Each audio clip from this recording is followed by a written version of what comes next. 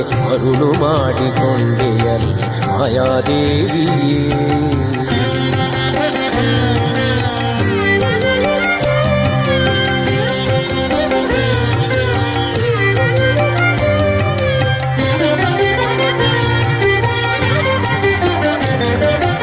ಎಂದೆಂದಿಗೂ ಮರೆಯೇ ನಿನ್ನ ಆನಂದದಿ ಜನರಿಗೆಲ್ಲ, ಎಂದೆಂದಿಗೂ ಮರೆಯೇ ನಿನ್ನ ಆನಂದದಿ ಜನರಿಗೆಲ್ಲ, ತಂದು ತೋರೆ ಸ್ವಾಧೀನ ಪುರಂದರ ವಿಠಲರಾಯನ ಮರುಳು ಮಾಡಿಕೊಂಡೆಯಲ್ಲಿ ಮಾಯಾದೇವಿಯೇ.